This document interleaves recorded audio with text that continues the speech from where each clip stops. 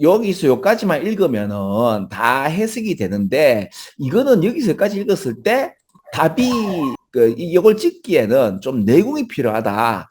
제일 마지막에 보면 nuanced appreciation에서 약간 미묘하게 다른 뭔가의 어떤 이해라는 표현은 디테일드 액세스를 이야기를 하는 건데 제일 마지막에 나오는 이런 어떤 어려운 단어들을 요거하고 가장 잘 매칭이 되는 거고 이걸 뭐라고 얘기하는가 하면 여기서는 motivations and sentiments of others를 detailed access라고 표현하고 people's lives를 others라고 표현하고 요 얘기가 한 번 더 나오는 것이 여기에 보면 또 inner lives and image in experiences of others에서 또 다른 사람들의 경험을 상상하면서 내면적 삶에 대한 어떤 표현 뭐 이런 식으로 나오는 게 있어요.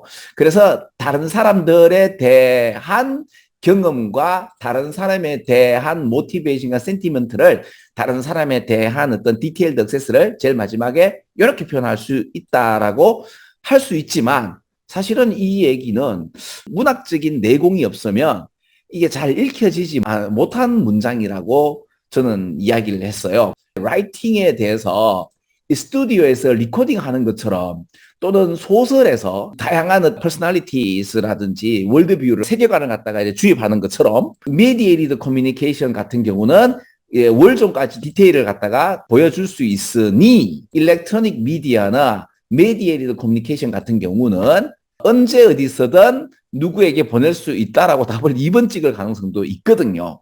잘못 읽으면.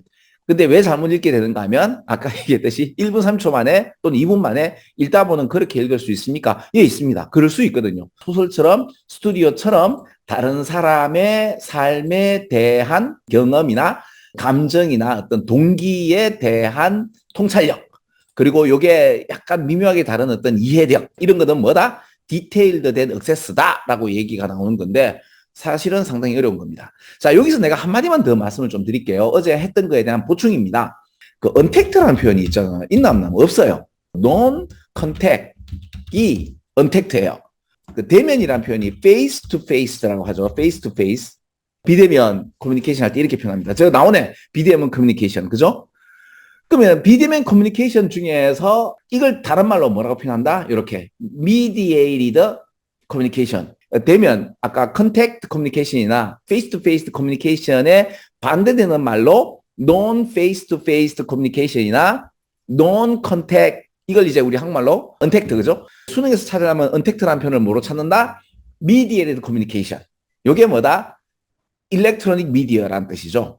그러면 종이하고 이거 펜하고 여기 어디 갔노? 여기 보면 use the opportunity of pen and paper to continuously revise and make addition to his essay라는 표현이 나오잖아요. 그죠? 종이하고 펜을 가지고 글을 적어놨다 아이가 그죠? 그러면 이런 것도 non face to face communication 즉 언택트하고 연관되나 안 되나? 되죠. 왜 그런가 하면 내가 글로 써놨고 그 글은 여러분들이 나와 대면되어서 face to face communication이 아니고 그죠?